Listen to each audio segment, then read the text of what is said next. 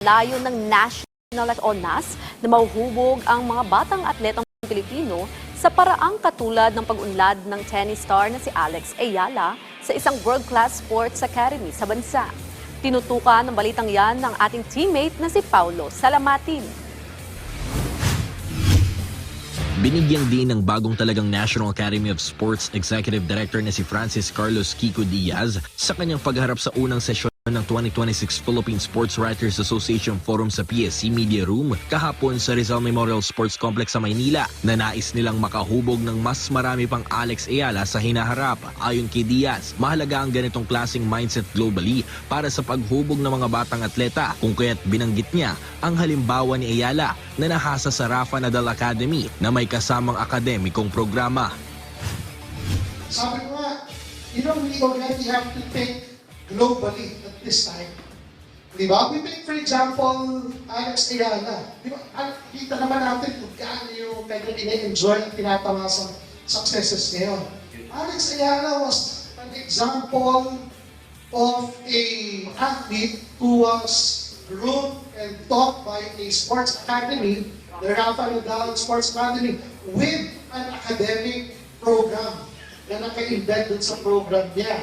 Diba? So, ganun na rin po yung ginagawa natin sa NAS, actually. No? Si Diaz na dati na ring Dean ng University of the Philippines College of Human Kinetics ay nagsabing ang NAS ay tumatahak na rin sa kaparehong direksyon ng Nadal Academy na itinatag ni retired world number 1 tennis player Rafael Nadal noong 2016. Itinatag ang NAS noong 2020 sa pamamagitan ng Republic Act No. 11470 at matatagpuan ang pangunahing campus nito sa New Clark City, Capas, Tarlac. Sa kasalukuyan ay may 237 student athletes na ang nag-aaral at nagsasanay sa nasabing pasilidad. Each and every student at the National Academy of Sport is a full-time scholar of the government.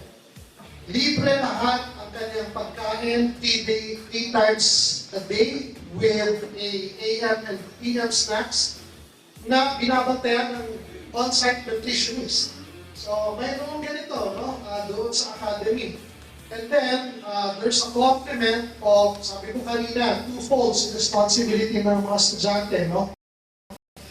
Yung academic part, the whole vision, development part nila, yung pagiging atleta nila. Tulad ng Philippine Science High School at Philippine High School for the Arts, may dalawang mahalagang layunin ng NAS. Una, ang magbigay ng dekalidad na secondary education sa mga estudyanteng atleta. Ikalawa, ang ihanda sila na maging susunod na national athletes na magre-representa ng bansa sa mga paligsahang tulad ng Southeast Asian Games, Asian Games at Olympics. Sa kasalukuyan, 7 sports ang pinagtutuunan ng NAS: athletics, aquatics, taekwondo, badminton, table tennis, judo at gymnastics na may tuturing ng mga sport na kilalang nagbibigay ng maraming medalya sa Olympics. Paulo Salamatin para sa Atletang Pilipino, para sa Bagong Pilipinas.